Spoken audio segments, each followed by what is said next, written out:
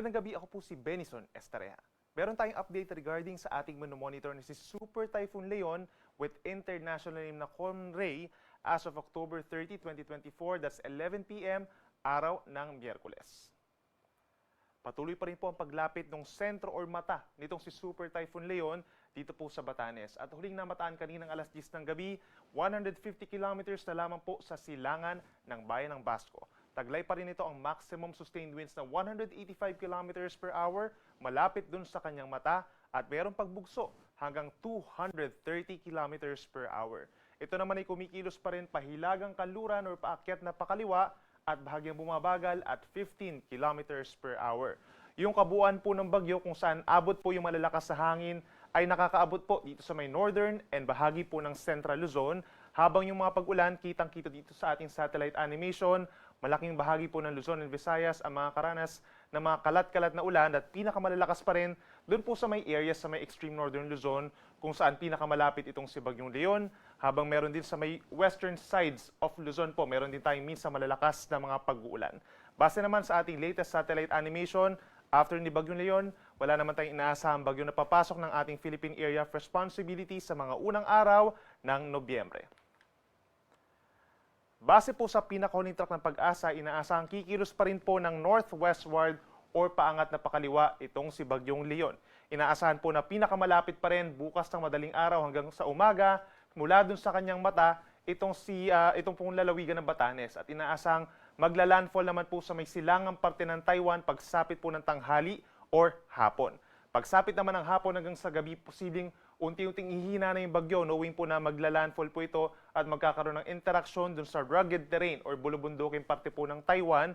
Mag-emerge pagsapit po bukas ng gabi dito sa may western side na ng Taiwan at lalabas ng Philippine Area of Responsibility late evening bukas hanggang sa madaling araw po ng Friday. In terms of intensity naman po, simula po ngayon hanggang bukas ng umaga mananatiling at its peak or pinakamalakas pa rin itong si Super Typhoon Leon, at pagsapit naman po dito sa may parting Taiwan, posibleng humina siya as a typhoon. Pagtungo dito sa may eastern portion of China, biglang hihina pa ito into a severe tropical storm and tropical storm. Base naman sa ating latest track po, kitang-kita itong kulay orange. Ito yung mga lugar po na magkakaroon po ng pinakamatitinding mga pag-ulan, habang may mga strong winds pa rin sa malaking bahagi po ng northern and portions of central Luzon, dahil umabot sa 600 kilometers yung radius at yung kabuang diametro naman po yung umabot ng 1,200 kilometers. Sa ngayon nakataas na po ang Tropical Cyclone Wind Signal number 5. Ito na po yung highest signal na pwede nating ibigay sa isang lugar sa mga bayan po ng Itbayat and Basco sa Batanes. Habang meron naman tayong signal number 4 sa natitirang bahagi ng Batanes at signal number 3 naman sa mga isla ng Babuyan, Camiguin, and Calayan sa may Babuyan Islands, at dito rin po sa may bayan ng Santa Ana sa may mainland Cagayan. Kapag meron tayong signals number 3, 4, and 5, for the next 12 hours, makakaranas po tayo ng matitinding hangin na posible po makasira ng mga puno at pananim, makasira din po ng bahay, hindi lang yung mangyayari po sa kahoy, at makapagpatumba rin po ng poste at mga linya ng kuryente. Samantala, for the next 12 hours, asahan din po ang malakas na hangin. Signal number 2 naman sa natitirang bahagi ng Babuyan Islands and mainland Cagayan, gayon din sa northern portion of Isabela, lalawigan ng Apayao, northern portion of Kalinga, northern portion of Abra at buong Ilocos Norte. At meron naman tayong Tropical Cyclone Wind Signal number 1 dito sa natitirang bahagi ng Isabela, gayon din sa Quirino, Nueva Vizcaya, natitirang bahagi ng Abra, rest of Kalinga, pababa ng Mountain Province, Ifugao, Benguet, Ilocos Sur, and La Union Signal number 1. Meron din po tayong Tropical Cyclone Wind Signal number 1 sa northern and central portions of Pangasinan, northern and eastern portions of Nueva Ecija, ngayon din sa northern and central portions of Aurora. Itong mga nasa signals number 1 and number 2, within the next 12 hours or hanggang bukas ng tanghali, makakaranas pa rin po sila ng mga pagbugso ng hangin dulot nitong si Bagyong Leon, at inaasahan po sa mga susunod na bulletin, posible habang umaakyat ang bagyo ay nababawasan po yung mga signals natin dito sa may Central Luzon at timog na bahagi ng Ilocos, Cordillera, and Cagayan Valley. Bukod po dun sa malakas na hangin, meron din po tayong mararanasan na malalakas na mga pag-ulan sa susunod na 24 oras sa malaking bahagi ng Luzon, lalo sa may northern and western portions. meron tayong more than 200 millimeters na dami ng ulan sa may Batanes and Cagayan, kabilang ng Babuyan Islands kung saan pinakamalapit ang Bagyong Leon. Meron naman tayong 100 to 200 millimeters na dami ng ulan bukas, or that's around 100 to 200 millimeters. Heavy to intense po ito sa may Ilocos Norte, Ilocos Sur, Apayao, Abra, Occidental Mindoro at Calamian Islands. Habang meron naman tayong moderate to heavy na mga paulan or between 50 to 100 millimeters sa dami ng ulan sa La Union, Pangasinan, gayon din sa Kalinga, Mountain Province, Benguet, Isabela, pababa po ng Zambales, Bataan, Cavite, Batangas, Antique, hanggang sa may Negros Occidental. So ito po yung mga lugar na posibleng magtaas tayo ng mga heavy rainfall warnings and rainfall advisories by October 31 or araw po ng Thursday. Habang pagsapit ng Friday, habang umaakyat at palabas na rin ng PAR, itong si Bagyong Leon, meron pa rin tayong mararanasan na heavy to intense na ulan sa Batanes at moderate to heavy na paulan pa rin sa may Babuyan Islands, Ilocos Norte, pababa pa rin ng Zambales, Bataan, Occidental Mindoro, and Calamian Islands.